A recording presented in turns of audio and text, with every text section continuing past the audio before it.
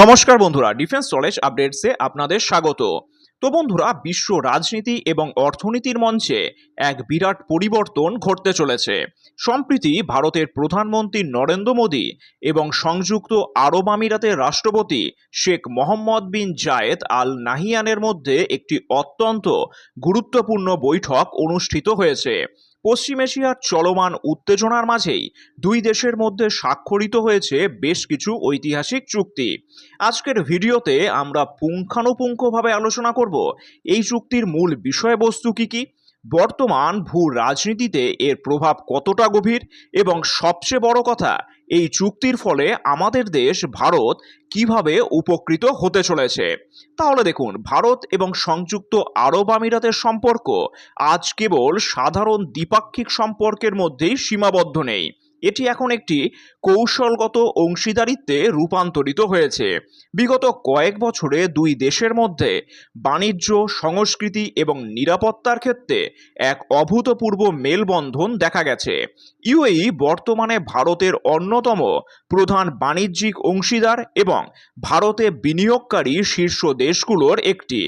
লক্ষ লক্ষ ভারতীয় প্রবাসী ইউএইর অর্থনীতিতে যেমন অবদান রাখছেন, তেমনই তারা ভারতে বিপুল পরিমাণে রেমিট্যান্স বা বৈদেশিক মুদ্রাও পাঠাচ্ছেন। প্রধানমন্ত্রী মোদী এই বৈঠকে একটি অত্যন্ত গুরুত্বপূর্ণ কথা বলেছেন, অর্থাৎ পশ্চিম এশিয়ার সংঘাতের প্রভাব আজ বিশ্বজুড়ে অনুভূত হচ্ছে। বর্তমানে ইসরায়েল হামাস সংঘর্ষ, লোহিত সাগরে হুদি বিদ্রোহীদের হামলা এবং ইরান ইউএস উত্তেজনার কারণে পুরো পশ্চিম এশিয়া তথা মধ্যপ্রাচ্য এক অস্থির সময়ের মধ্যে দিয়েই যাচ্ছে।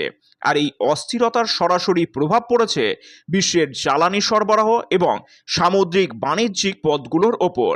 ঠিক এই রকম এক সংকটময় পরিস্থিতিতে ভারত এবং ইউএইর মতন দুটি বড় শক্তির এক মঞ্চে আসা এবং চুক্তি স্বাক্ষর করা অত্যন্ত তাৎপর্যপূর্ণ।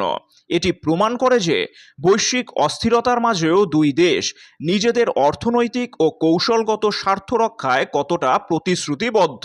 আর এই ঐতিহাসিক সফরে প্রধান তিনটি বড় ক্ষেত্রেও চুক্তি স্বাক্ষরিত হয়েছে, অর্থাৎ দুই দেশের সেনাবাহিনী এখন থেকে যৌথ মহড়া, গোয়েন্দা আদান প্রদান এবং আধুনিক সামরিক প্রযুক্তির ক্ষেত্রে একে অপরকে সহযোগিতা করবে। পশ্চিম এশিয়ার নিরাপত্তা বজায় রাখতে এই চুক্তি অত্যন্ত জরুরি।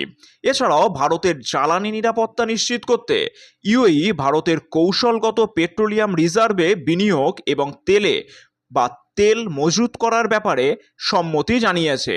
ভারতের কোটি কোটি পরিবারের রান্নার গ্যাসের চাহিদা মেটাতেও ইউএই থেকে দীর্ঘমেয়াদী এবং নিরবিচ্ছিন্ন এলপিজি সরবরাহের চুক্তিও নিশ্চিত করা হয়েছে। এখন প্রশ্ন হলো, এই চুক্তির ফলে ভারতের সরাসরি কী লাভ হবে। তাহলে দেখুন, ভারত তার প্রয়োজনের প্রায় 80% অপরিশোধিত তেল আমদানি করে। মধ্যপ্রাচ্যে যুদ্ধের কারণে তেলের দাম বাড়লে ভারতের অর্থনীতিতেও চাপ পড়বে। ইউএইর সাথে পেট্রোলিয়াম ও এলপিজি চুক্তি ভারতকে যে কোনো বৈশ্বিক সংকটের সময়ও সস্তায় এবং নিশ্চিতভাবে জ্বালানি পেতে সাহায্য করবে।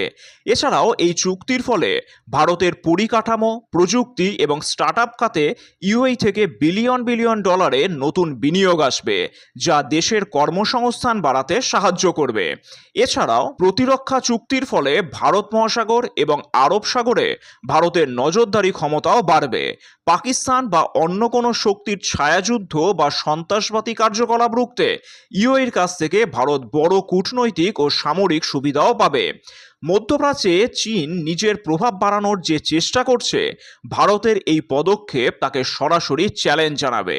সুতরাং বন্ধুরা, এটা স্পষ্ট যে প্রধানমন্ত্রী মোদীর ইউএই সফর কেবল একটি কূটনৈতিক আনুষ্ঠানিকতা ছিল না, এটি ছিল ভারতের ভবিষ্যৎ অর্থনীতির এবং প্রতিরক্ষা সুরক্ষা কবচ মজবুত করার এক দূরদর্শী পদক্ষেপ।